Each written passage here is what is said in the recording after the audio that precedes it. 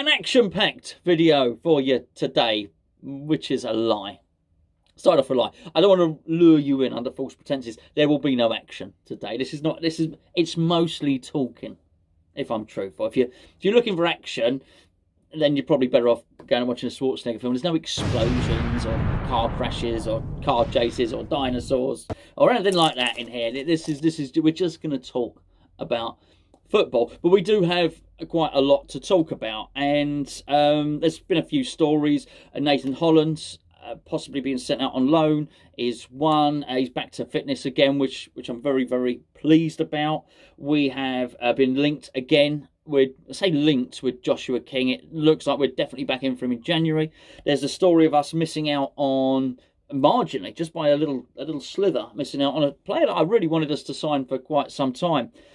It was a midfielder called Franck Kessie. He's probably not. He's probably called Franck Kessie. So someone will tell me off for that. So Franck Kessie, who quite frankly is a fantastic player, full of energy. He plays for AC Milan, and apparently we were in for him, which I was pleased, because although we've sorted out the midfield to one extent or another, top quality, and would certainly give us a lot more depth and possibly force his way into the first team at some point anyway.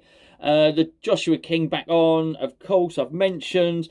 Yarmolenko as well, who has been, he's caught an allergy. So he's now self-isolating. Well, I say you can't, it's a funny term, self-isolation, because you can't group isolate, can you? Because by its very nature, you wouldn't be isolated at all. So he's, mind you, maybe the self-isolating means that he has isolated himself, not that he is isolated by himself. But that sounds quite sinister, because it's almost suggests if you don't isolate by yourself, we'll send someone over and we'll isolate you for you. That doesn't make any sense at all, does it? So yeah, that may throw up its own problems. Plus, there appears to be some more COVID-related news, as if you hadn't had enough over the last few months to do with West Ham, which is a couple of the Irish players have tested positive. Not Declan Rice, by the way. A couple of the Irish players have tested positive, which means Darren Randolph, and then by association, some of our team could come into contact at some point. So we were going to, don't be surprised we get a few more positive tests in the near future.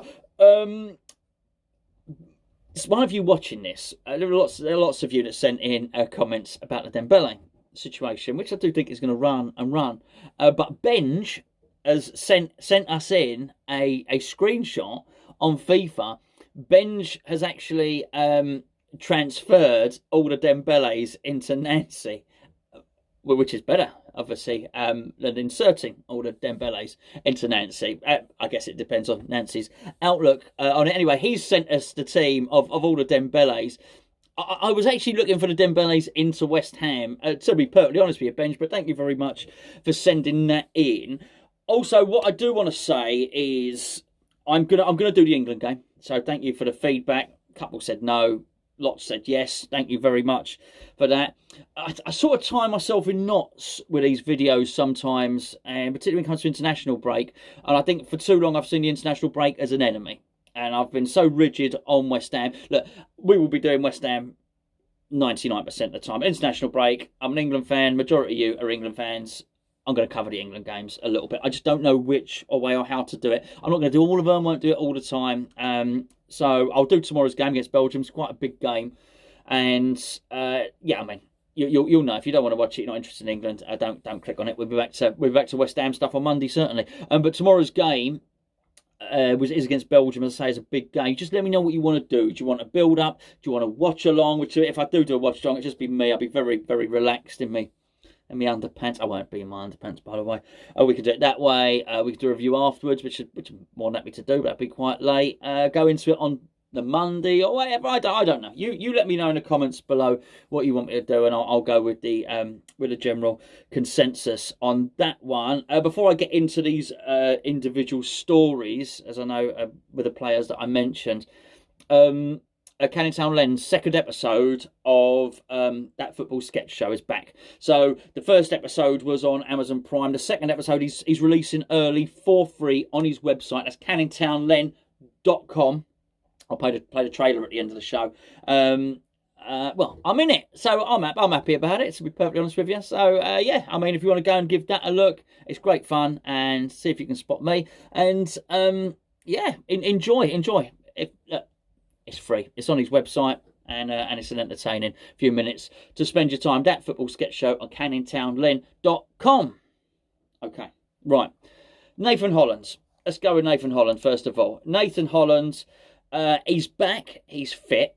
He did have a successful loan spell at Oxford United. Now, Nathan Holland suffered, I think, in terms of his career progression. He was one of the main sufferers of the COVID-19 shutdown, because he was getting into his stride. He's playing really well for Oxford. Looked really good. I don't know if any of you saw that game where Oxford played Newcastle in the Cup, FA Cup, League Cup, can't remember, but he was really good, really good in that, and he's really started to stamp his authority. He is more than good enough for that level. I still haven't given up hope.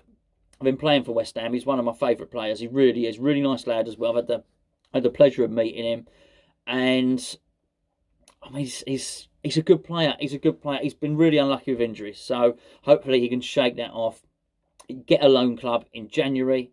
And get moving, just get moving on his career, basically, which is a massive thing. Looking through the other stories here, there's, I don't know if you know, Sebastian Haller scored on his debut for the Ivory Coast. The worst footage, I mean quality of footage, the grainiest footage I've ever seen in my life. Honestly, I've seen better quality Charlie Chaplin films than this footage. So I don't know who the broadcaster was, but he stooped into a little header, scored on his Ivorian, that's not right, his Ivory Coast debut. Connor Coventry scored a wonderful goal, albeit in training, but I guess there's so little happening in the world of football at the moment. A goal by Connor Coventry, or in training for the Republic of Ireland under 20 or under 21s, is something to be proud of. It was a very good goal. And I just want to say on Coventry, I do think he's a really good player, and I do wonder if that was one of the reasons why the sale of Josh Cullen was sanctioned. I think he's really, really good. I'm certainly keeping my eye out for him. The footage of that goal is available, and I'd put it up here if I didn't think we'd get a copyright strike. But it's available. You can see it everywhere. It's a nice goal in training. Yarmolenko. The Yarmolenko one. I mean, this is... Number one, it's disappointing. Number two, do we really need all of these games at the moment? I'm not so sure we do. We've already got a problem with there being a lot of injuries. A lot of... They call it soft tissue injuries. I guess that means anything that's not a bone, or it's not anything that's not a breakage, I guess, or anything like that. And it's got something to do with the fact that players haven't had a rest, that they're being worked too hard, and so on and so forth. I don't know how much I buy into that. The players actually had a massive rest. It was called lockdown. It was loads and loads and loads. But granted, they're trying to cram the games in together. Some are suffering more than others. There's no doubt about it. Liverpool are suffering massively with injuries. Touch wood. I mean, I know we've got the Antonio one, and actually I'm not going to say it because I am a bit superstitious. I'm not going to talk about West Ham and injuries. I'm just not. My point is, if the players really do need a rest, do we need to be going and playing friendlies, England and Ireland, the other night? Which I'll say a couple of words on in a minute, just to sort of preempt the England video we're going to do tomorrow, which which hopefully you can decide how we're going to do it on that one. Do we need the friendlies? The qualifiers? Yes, granted, I got it. And nobody is going to deny, particularly look what Scotland did by getting to their first finals in a long, long time. Of course, important games. A playoff to get to the final? Yeah, cool. But friendlies, I just don't think we need them. Particularly not with the fitness around, particularly when there's this, you get COVID, you spread it around and you lose these players. They have to go into isolation, or should we say self-isolation, for quite some time. I don't think it's a great idea. The Franck Kessie one, which is, and I should say it is spelled Franck, but it's Frank. Good old Frank, big Frank. The Frankfurt. There's no point giving him a name because he's not signed. But it actually says, and this report has come from Serie A, said the club West Ham wanted to sign him from the San Siro. It said that the club made an effort to flirt with Kessie. I don't know if I don't know if something has been lost in translation, or Karen Brady showed AC Milan and knickers, or so. I don't know how the flirtation worked, but apparently we flirted. But he wanted to stay at Milan. Fancy that. Why would you want to stay at Milan? I don't know, and not come to Stratford. There's clearly Franck is not Franck things through thoroughly. Didn't work, did it?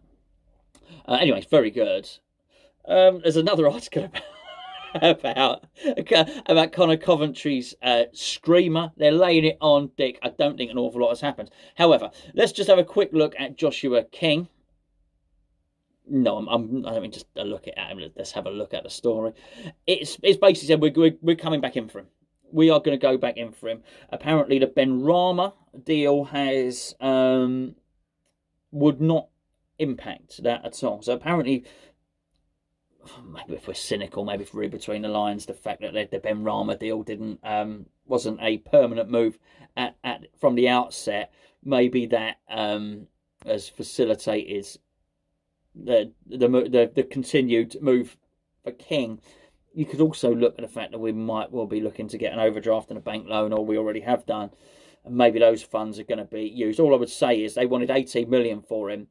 By the time we come in January, he's got 6 months left on his contract, and not only that, he can sign for free on a pre-contract for any club that is not based in England.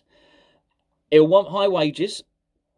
I don't know. I think if it's a player that Moyes wants, if he fits our system, and without going over the old ground about systems and Haller and this, that, and the other, maybe we should do it. Look, 120 grand a week on a 5-year deal. No, not for a 28-year-old. But if we could get him in at, particularly if there's a minimal fee and it's 70 grand a week or something like that on a 3-year deal, why wouldn't we do it? We'd be silly not to on that one, really. Anyway, so I'm going to play at the end of the video the Canning Town Lane clip. Just before I do, just quickly on the England game. I just wanted to. I did watch it. I watched the England game against. I did doze off a little bit. The truth be known, I did have a little snooze. However, I thought Saka was really good at left wing back. It was interesting to see the system. That Gareth Southgate was basically playing our system. I don't think Gareth calls it Moyes'. Gareth Southgate goes to the England dressing room and says, right lads, because he always does that. We're going to be playing Moyes' system. That's what he says. And our older England players, oh yeah, the West Ham Moyes, the old Moyes system of 3 or 5 at the back. That's what he's played. So basically, Saka played in the Masuaku position, played really well. I was really impressed with him.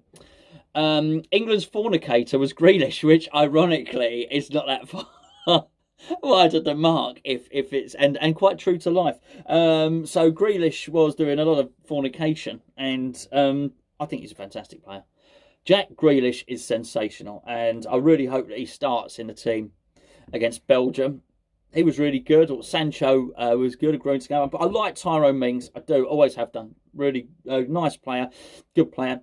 Harry Winks won't get into the team, so Declan Rice can play. But I think, again, he's really neat and tidy, clever player. I like what he's like. We're doing. I really like Calvert-Lewin. I like everything about him. If you've ever heard him interviewed as well, he's smart, he's articulate, he's clever, he's intelligent on the pitch. He makes the good runs, good in the air, good with his feet. Good player. Really, really good player. Is he good enough to oust Kane? No.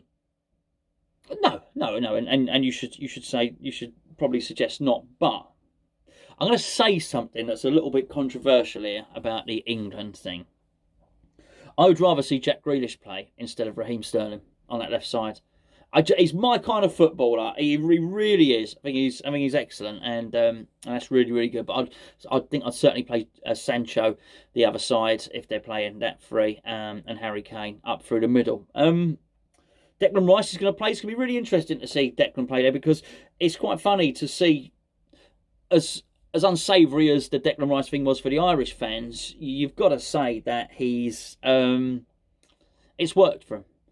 He seems to be, and we'll find out obviously more tomorrow, that he's one of the first names on the England team sheet. So, I mean, absolutely fair play to him. West Ham implications aside, I mean, it must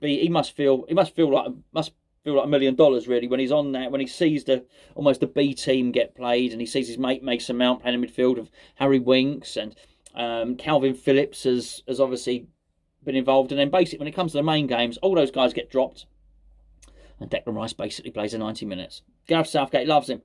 Gareth Southgate trusts him. But ironically, Gareth Southgate, it's exactly what happened in his career.